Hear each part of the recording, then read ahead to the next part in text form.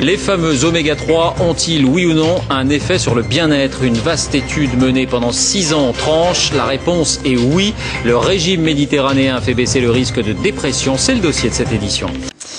La santé maintenant, vous en avez certainement entendu parler. Il y a quelques années, les magazines et les diététiciens commençaient à faire la promotion des oméga 3, contenus notamment dans l'huile d'olive, l'huile de noix ou les poissons.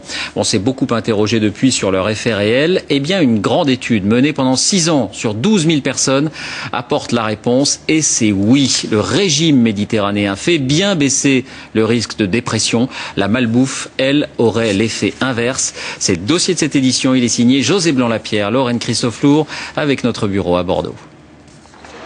Toujours plus vite, pas le temps de déjeuner, le sandwich avalé en marchant ou le repas pris sur le pouce sont devenus un mode de vie. Une malbouffe qui cale l'estomac, mais qui s'adresse aussi au cerveau. D'après les chercheurs, elle peut même être à l'origine de dépression. Mal s'alimenter, manque de vitamines, s'alimenter à des mauvais horaires, manger debout, très probablement que ça peut générer des dépressions. Manger des plats qui sont déjà cuits, vous les mettez dans le four, vous n'avez pas le plaisir de les cuisiner ni de les partager, c'est évident que vous êtes dépressif. Des remarques de bon sens confirmées par les chercheurs. Selon eux, ces poissons agissent comme des antidépresseurs, surtout les plus gras, thon, sardines, maquereaux, car ils contiennent des oméga 3. Des molécules contenues aussi dans certaines huiles, colza et noix. Sous forme naturelle et dans les aliments uniquement, ces oméga 3 ont des effets sur l'humeur.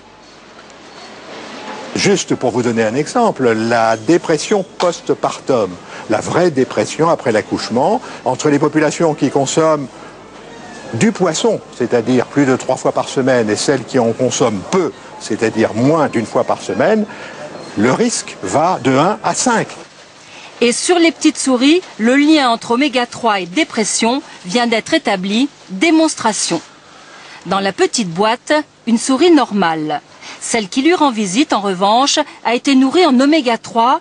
Elle se comporte normalement. Elle essaie d'entrer en contact. En revanche, voici maintenant celle qui a été carencée en oméga 3. Son attitude n'est plus la même. La souris reste dans un coin, repliée sur elle-même. Nos travaux démontrent qu'une alimentation déséquilibrée, qui a été imposée à ces animaux durant toute leur existence, qu'une alimentation déséquilibrée est capable de modifier de manière profonde la manière dont les neurones communiquent entre eux. En fait, les oméga 3 agissent sur les neurones comme l'eau qui alimente une roue à aubes et fournit l'énergie au cerveau. Quand les oméga 3 manquent, les neurones fonctionnent au ralenti, c'est la dépression. Ceci permet d'ouvrir éventuellement chez l'homme des traitements pas de type thérapeutique, mais des approches nutritionnelles pour essayer de corriger les taux d'oméga 3 chez des individus qui n'en auraient pas assez, pour diminuer les symptômes de type dépressif. Les autorités de santé recommandent de manger du poisson gras au moins 1 fois par semaine, de mélanger les huiles d'assaisonnement. Exemple, 1 cuillère d'huile de colza dans la salade chaque jour et pourquoi pas nature.